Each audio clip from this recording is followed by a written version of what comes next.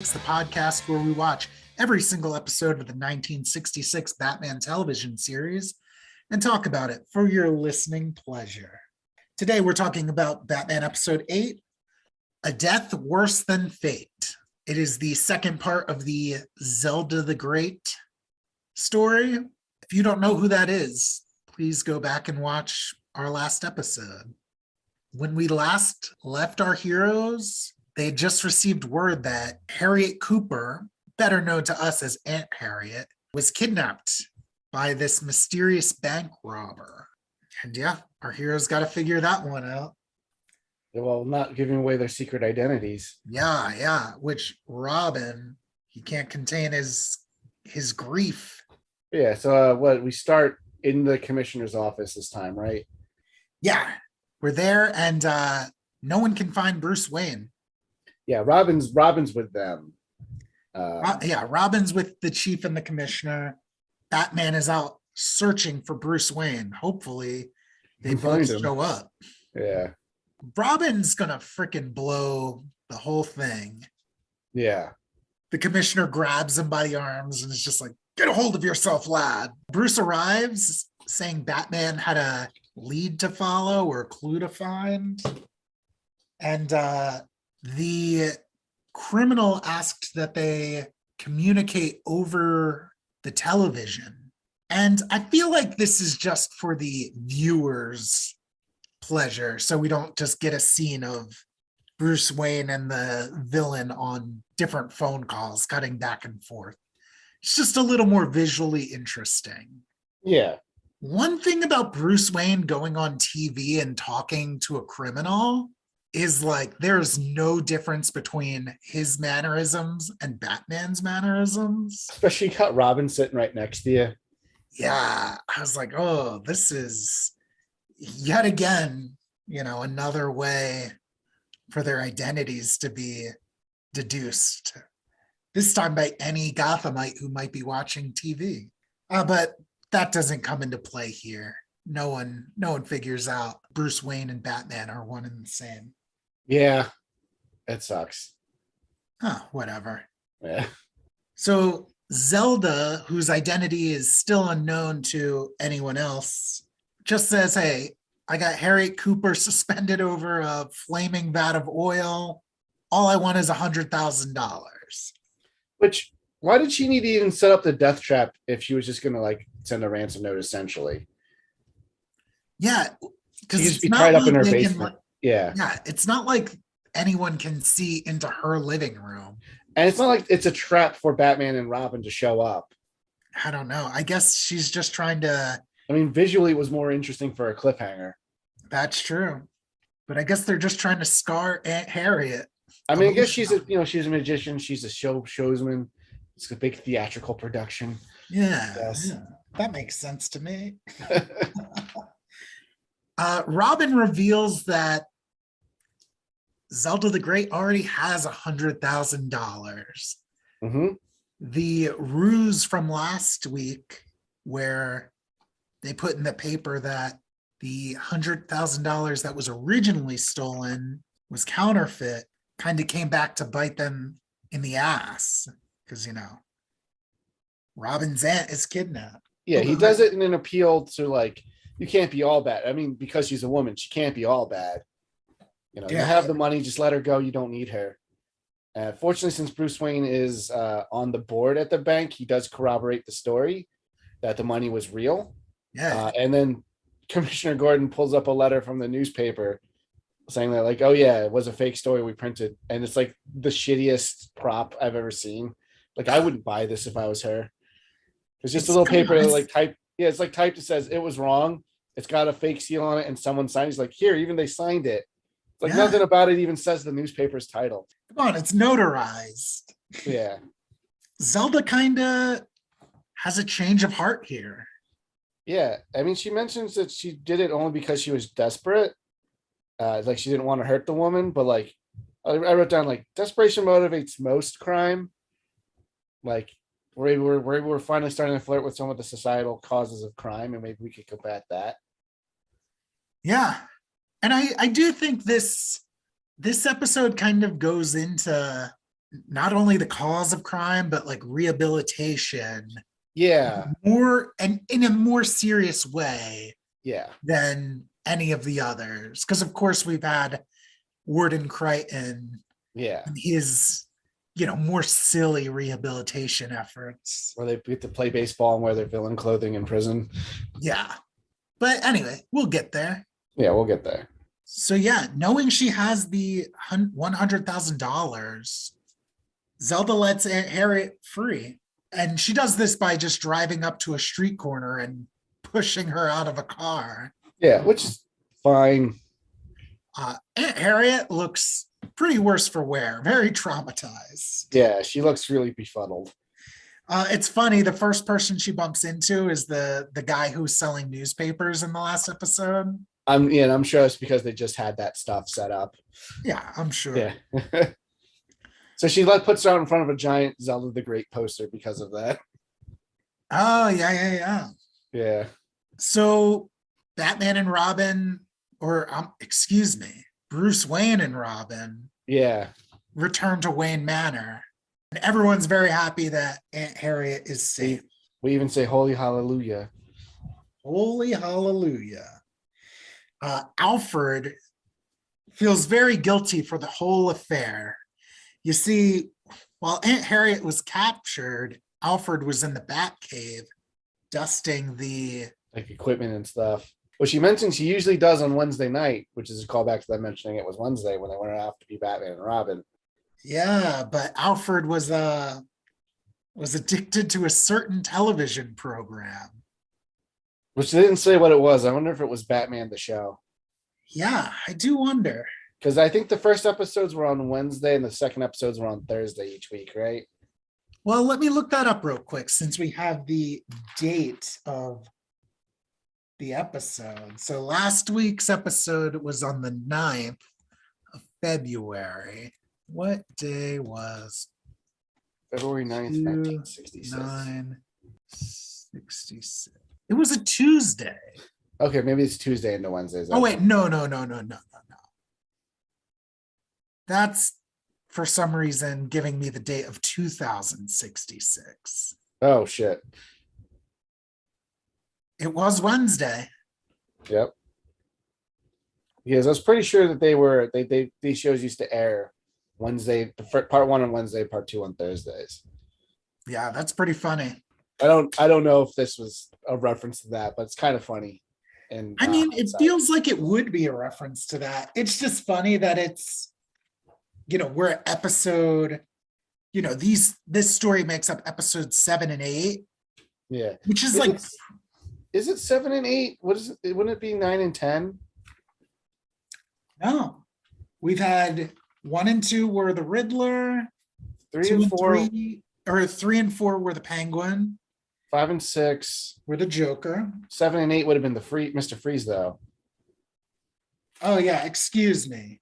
Yeah, so this is episode 10. Oh yeah, I got these written in my notes wrong.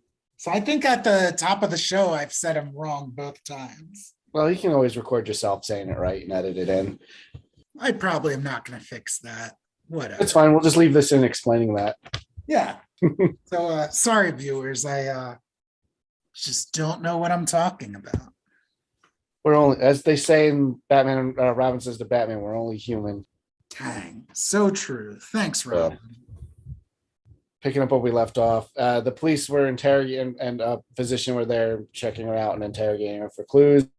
Alfred finds what I thought was a wedge of cheese at first, but it turns out it's a matchbook for the Gnome bookstore, which made me so mad initially because I'm like, that's the dumbest, laziest way to get them to go there.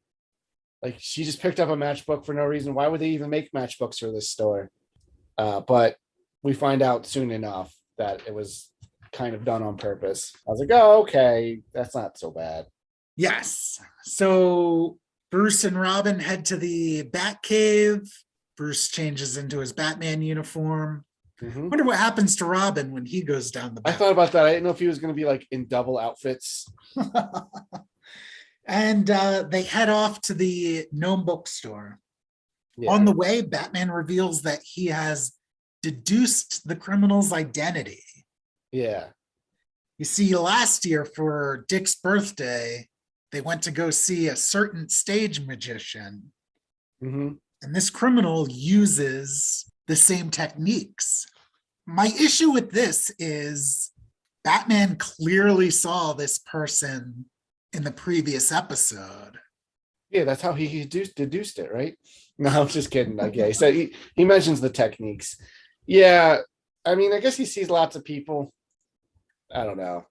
I thought the bigger clue was going to be that the robbery keeps being April 1st, and that's going to keep being like if Zelda and this other guy are like traveling, the show's traveling, they just come back to Gotham this time each year, which is why the crime keeps happening. That's where I thought they were going to go for deducing, or at least narrowing down the search, because it's not like I'm the April Fooler and I commit crimes on April Fool's Day every year. Like that wasn't their that gimmick.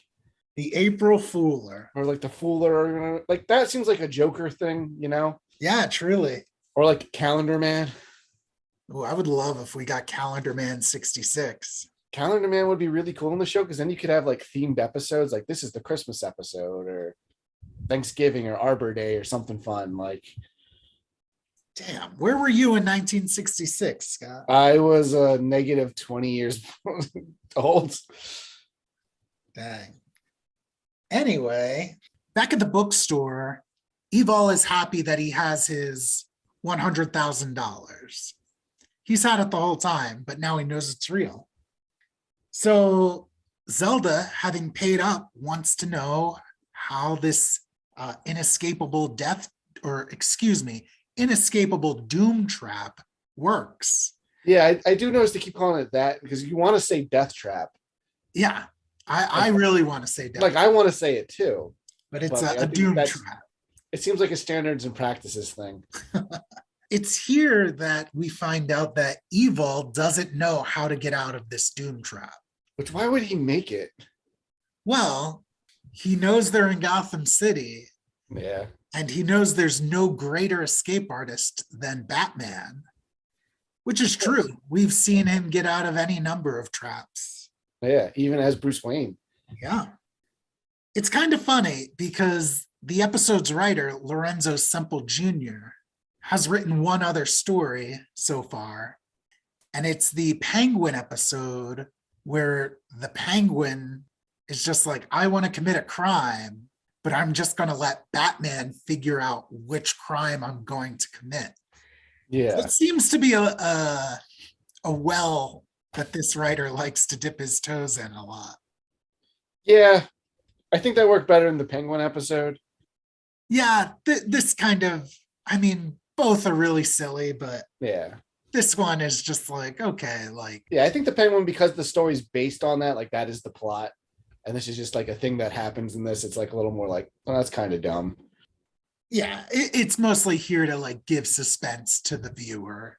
Like, yeah. Oh, we the viewers don't know how to get out of this, so. Yeah, I don't know how to get out of it. Yeah. And then once Batman escapes, two goons are just going to shoot him. Yeah, he said he bought a contract from because they paid him another $100,000. I don't know why he wants this specific amount of money every time, but like that they're gonna kill Batman from the Syndicate, which I guess is just like a TV friendly version of like the Mafia. Yeah, it would be pretty cool if the Syndicate kept showing up. Yeah, but we'll see if that happens. Batman and Robin get to the bookstore. It's currently closed for business, but the door's unlocked. And they find some signage leading them to a specific book called The Truth About Bats. Mm-hmm. And when they pick this book up, it raises a switch that opens a trap door to the secret lair. It's a classic like bookcase turning, Yeah. Which if I had a bookstore. Classic bookcase. If I had a bookstore and I was going to have a secret lair in the back, but that's how I would do it. Oh, of course. I hope nobody ever wants to buy that book because then they'd have to pick it up and then secret bookcase. Yeah, hopefully not. Although I'm sure Evil would just kill them. Upon finding the secret lair, Batman and Robin uncover this doom trap. How do they get inside of it? They just step. They're like, it's dumb that they went inside of it because It's Clearly, like, obviously a trap. yeah, it's obviously a trap. They're like having lights and things like kind of in curtains open to like reveal it. And there's like a rubber bat inside. I'm like, oh, we got to go check out this bat. And the bat turns into skeletons. And then they push a button and the door closes and locks on them as they're watching from like the other room with periscopes. They immediately go for their utility belts, but Evil reminds us that this trap is made out of jet-age plastic. Yeah. And that nothing they have in their belts will be able to break it. Yeah. It's here Zelda is like, oh, come on, Batman. She starts cheering for Batman. We're like, at least hoping he makes it out before the gas kills them. Yeah, she mentions that they're hunky. Yeah. Like Robin's a minor, I think. I mean, totally. He was at the playground and she. I mean, everyone calls him Boy Wonder. When Evil calls her out on it, she's like, can I help it if I'm a woman? Yeah, I'm like, I don't like that. Yeah, I wonder. I mean, I can only imagine how it felt to be a woman and be given that line. I'll be honest with you. Like, Adam West isn't a bad looking dude at the time. Like, but like every episode has somebody like falling in love with somebody. Yeah, it's like, and then that's annoying. The gas starts filling the doom trap. Yeah, they realize it's rising up, so it's lighter than air. So they're like, oh, we'll go down here and breathe the real oxygen. And they realize that because it's rising, it must mean that there's helium inside. Mm-hmm. So already having tried to escape through the trap door and have received the electric shock, Batman's like, oh, quick, use the buckle of your utility belt to touch this electric grate and it'll cause an explosion and we can free ourselves. It does cause an explosion. Luckily for them, they're not injured. I don't know how they're not injured. They're right on top of the explosion, like literally. And it's strong enough to blow this thing apart. Of space or jet age polymers or whatever. Like, yeah. Like, what are their outfits made out of? Who knows? Maybe jet aged spandex. Yeah, maybe it's made of space age stuff. Oh. Jet age is such a weird thing because the space age was the 50s. Oh, we haven't been to the moon yet. We're still 3 years from that. Just one of those things. It's weird. Very weird. But it works on cartoon comic book logic, I like it a lot. Yeah. I'm into just like, let's mash words together. Yeah. That sound cool. To be honest, I didn't have an idea how they were going to get out of it. Me neither. So, it's a good thing they're such smart scientists. Yeah. Yeah, Batman's a scientist. The dynamic duo step out of the newly destroyed Doom Trap, and the assassins who are hiding in like sarcophaguses, like mummies. Yeah. They stick their guns out of these little peepholes. Now, the sarcophaguses, for those who haven't watched the episode, are facing each other. Yeah. Which we're going to find out is quite the fatal mistake. Zelda calls out a warning to Batman and Robin, prompting them to duck. And the assassins shoot each other. Yeah, they're just dead. So yeah, we were saying that the Doom Trap as opposed to Death Trap is the standards and practices thing, but then we get two people lighting each other up with like Tommy guns. Yeah. Well, there's no blood. There's, you know what I mean? Like, you don't see them. Yeah, because they're in sarcophagus. Yeah, so it's like, I don't know, man. Violence is such a weird thing for like standards and practices and stuff. Because like shit can be really violent, but like you can't have like two dudes kissing. You know what I mean? Yeah. Or back then. Yeah. Two people of different races kissing and yeah, exactly. All sorts. That episode of Star Trek is also 3 years away. Oh yeah, I guess so. That was in 1969. I mean, it was really controversial on Star Trek that they had a black lady on the bridge crew, which would have been happening at this time. Yeah.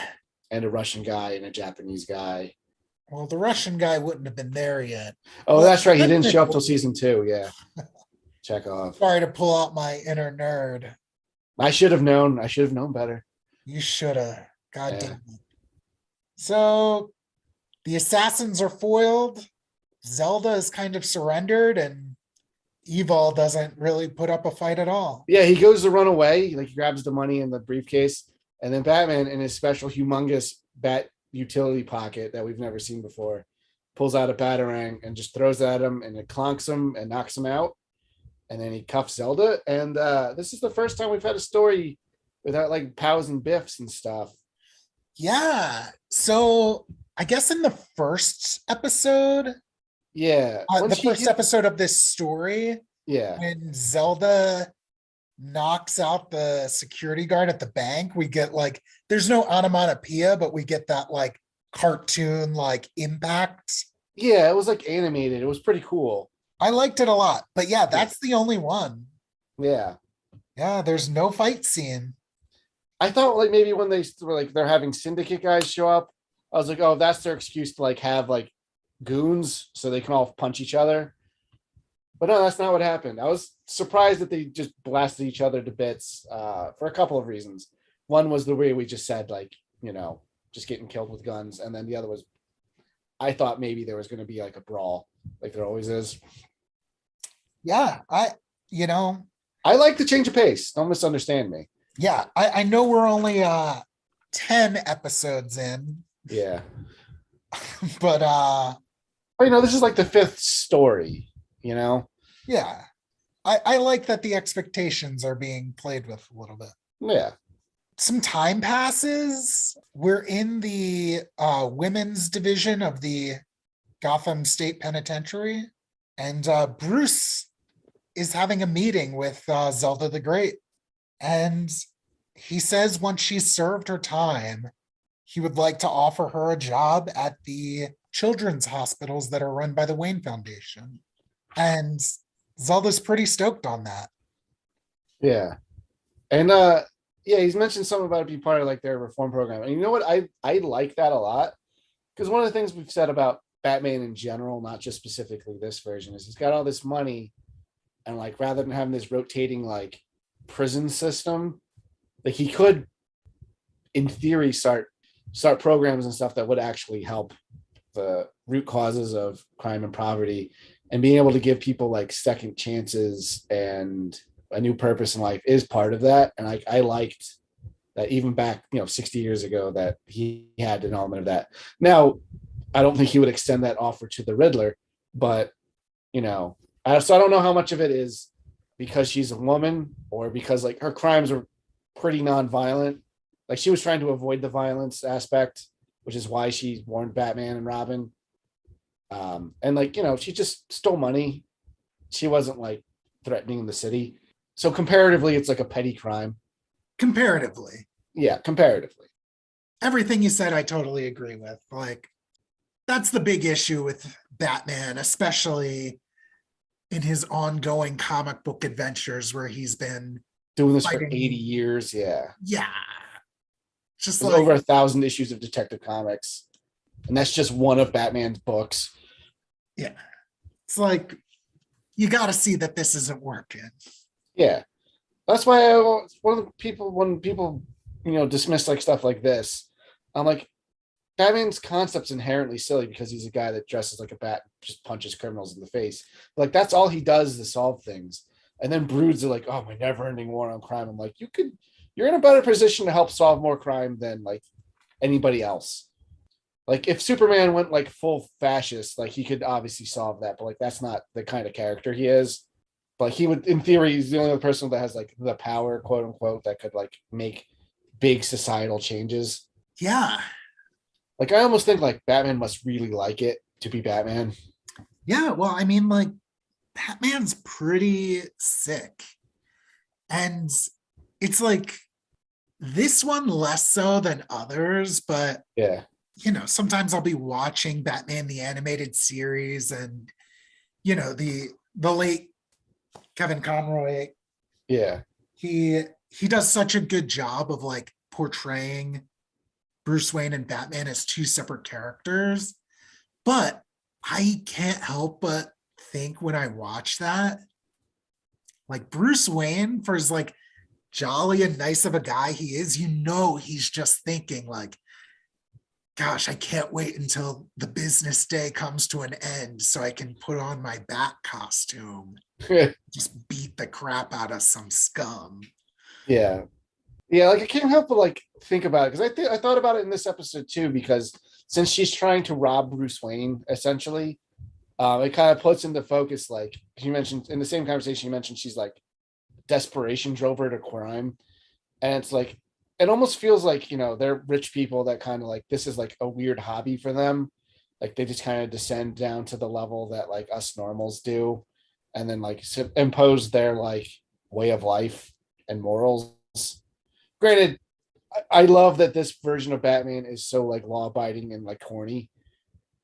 Like that he would never like it, this one's really earnest and wouldn't do that, but it got me thinking about like the larger Batman situation, And like Yeah, what's frustrating about the comics is because the nature of like they're a product that needs to be sold like indefinitely forever, that they can't let the characters really grow and change because they did the Joker War story a couple years ago where like it's revealed that the Joker's kind of always known that Bruce Wayne was Batman, but like he doesn't care.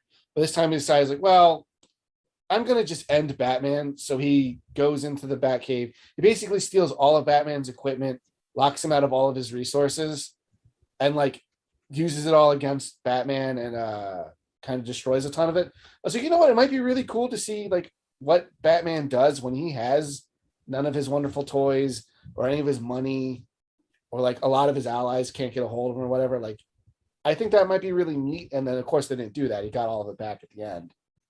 yeah, it would be great to see Batman just like taken down a peg. Yeah, I kind of would really like to see that. Like the whole Batman can win any fight if he plans. Like it all gets really annoying and like boring. Like heroes are fun when they're challenged, you know? And that's part of what makes us like the villains too. Yeah, exactly. Like how uninteresting is the Penguin or a character like Man Bat when you like know Batman has a whole laboratory underneath his house Yeah, and exactly. he's gonna just whip up an antidote and then we won't see Man Bat for a while, but Man Bat will come back. Yeah, because it's a thing we can make a toy out of. Yeah. And maybe this time he'll be a ninja from the League of Assassins, but we're Or going to maybe he'll be like a good guy scientist on Justice League Dark, which for the record, I did like that angle for that character. yeah, well, because it progresses that character a little bit. Yeah. But I don't Maybe. know. So I know we usually rank the villains at the end of these stories. 1 to 3 stars, depending on like their plan and how well they were able to get one over on Batman. But like it feels different with this one. Yeah, because if Zelda was all in on being evil, They would have just won. Like they would have killed Batman right then and there. yeah, I like her plan was so good. So like where there's so much chaos, like with like the Riddler and Penguin and Joker plots, and even Mr. Freeze's plots is just like nonsense. Well, yeah, we had like 5 Batmans and 5 Mr. Freezes to fight him. Zelda had a goal. Everything she did, like logically put her one step closer to that goal. And they mentioned that she's done it for at least 2 years, robbing the bank.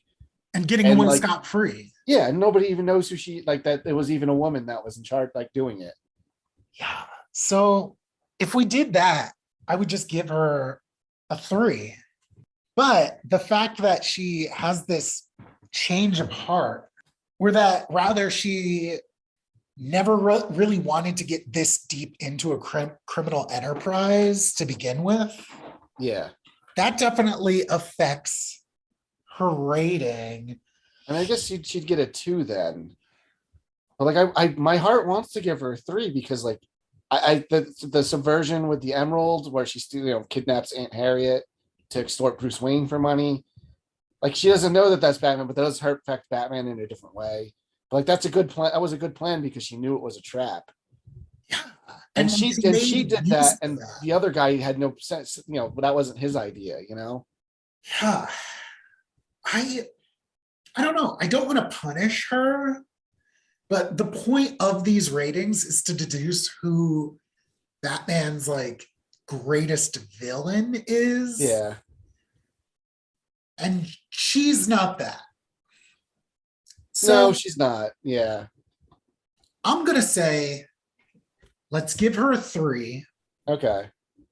but she deserves a 3. Yeah. We'll give her a 3, but we'll have an asterisk. And I like, guess. because unless she comes back somehow, and I know she's in those comics, so maybe we should take that into.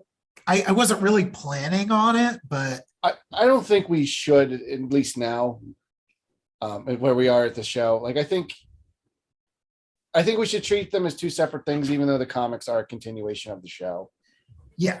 Well, yeah, that's originally what I was thinking, but yeah, because as it is right now, like this is probably the best plot against Batman. Oh, this is definitely the best plot. And the only downfall she has is that she's not a killer, psychotic maniac. Yeah. So yeah, let's give her a 3 with an asterisk, and we'll figure it out later. Because at the end of the day, she's not a villain on the same level as the other characters. Yes. Because she actually turned herself in, you know what I mean? Like, she surrendered to Batman, no fight. Yeah, there literally was no fight. Yeah.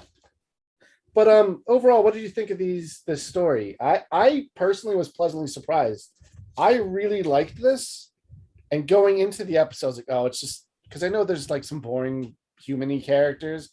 And I was like, oh, that's probably going to be like a letdown because it's like we're in between like Mr. Freeze and a Joker story. And it's like, I kind of just want to move on. But I really liked it. I really liked it too. Zelda was great. And as a one-off character, she was perfect. I couldn't ask for anything more of this episode, really. Yeah. Like the lack of a fight, if I knew there was no fight going in, I would have been a bit more concerned, but there was nothing to be concerned about.